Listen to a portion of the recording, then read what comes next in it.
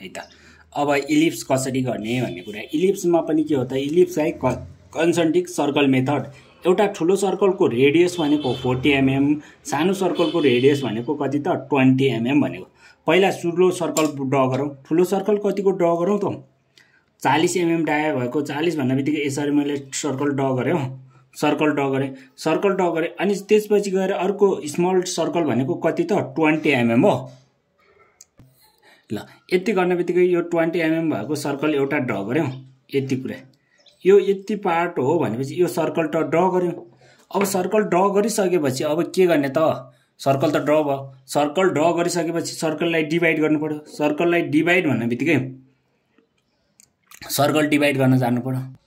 ल है यो रेडियस भएको सर्कल छ। अब मैले यसलाई चाहिँ अब के गरौँ त, सर्कललाई डिभाइड गरेँ, यहाँ काटे यता काटे अनि त्यसपछि गएर यहाँ 10 मा बसे, यहाँबाट पनि यता काटे, अर्को यहाँ काटे, अर्को 7 काटे 9 हो यो।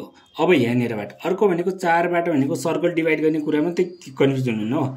यो पोइन्ट काटे, यो पोइन्ट काटे। अब यो सबै पोइन्टलाई भनेको 3लाई कहाँसँग जोडेँ, 9 सँग, 2लाई 8 सँग जोडेँ, अनि यो 12लाई कतिसँग त 6 सँग, 5लाई 11 सम्म गरेँ हो। यतिसम्म सर्कलको हो गर्नमा केही कन्फ्युजन हुन्न। अब माथितिर भएको कति त 12, 11, 10, 9, 8 छ हो। अनि हो योभन्दा माथि अरू कुनै लाइनबाट भर्टिकल लाइन खिच्ने होइन, 12बाट, 11बाट, अनि त्यसपछि 9बाट अनि 8बाट के गर्ने त, भर्टिकल डाउनवर्ड तलतिर लाइन खिच्ने। तलतिर लाइन भनेको यसरी हो, सबै यो लाइनलाई तलतिर हो, यो लाइनलाई तलतिर मैले पहिले गरेँ हो। अनि त्यसपछि गएर अर्को कुरा कहाँबाट त, यो 9बाट पनि तलतिर हो, अनि त्यहाँबाट अर्को पोइन्टबाट पनि तलतिर हो। यतिसम्म त भयो। अब तलतिर भएको पोइन्टहरूलाई 2 छ, 3 छ, 4 छ, 5, 6 हो। यो लाइनलाई के भन्ने, भर्टिकल अपवर्डतिर हो, भर्टिकल अपवर्ड हो। भर्टिकल अपवर्ड भनेपछि यो दुईटा कुरा भयो। यो पोइन्टलाई अनि त्यसपछि गएर यसलाई अनि त्यहाँबाट अर्को भनेको यो लाइनलाई हो।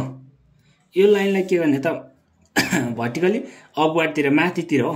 अनि त्यसपछि गएर अब सबै लाइनलाई जहाँ पोइन्ट मिट भएको छ त्यो पोइन्ट बरीलाई के गर्ने त, यहाँबाट यहाँ जोड्ने फ्री ह्यान्डले यसरी जोडे, अनि अर्को फ्री ह्यान्डले यहाँ जोड्ने, अनि त्यसपछि गएर यो पोइन्टमा जोड्ने, अनि त्यसपछि यहाँनिर जोड्यो हो। यसरी आउँदै आउँदै जोडिरहेको पोइन्टमा हरेक जोड्ने हो।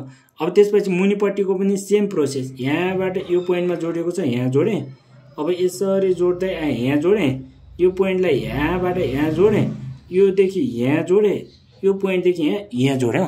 यति जोड्न बित्तिकै के हो त, इलिप्स त कम्प्लिट भयो। अब त्यसपछि गएर डाइमेन्सनल लेख्नु पर्यो। यहाँदेखि यो पोइन्टदेखि यो पोइन्टसम्मको टोटल डायमिटर भनेको 80 mm हो, 80 mm। अनि सानो सर्कल भनेको कति हो त, 40 mm हो। अब यति कुरा। अब भनेको जतापट्टि ठुलो सर्कल बन्छ त्यो भनेको के हो त, मेजर एक्सिस हो। यो सानो सर्कल भनेको वाइ एक्सिसतिर छ, त्यो भनेको के हो त, माइनर हो, माइनर एक्सिस। यति गर्नुभयो भने के हो त, सर्कल भनेको इलिप्स भने के भयो त, कम्प्लिट भयो।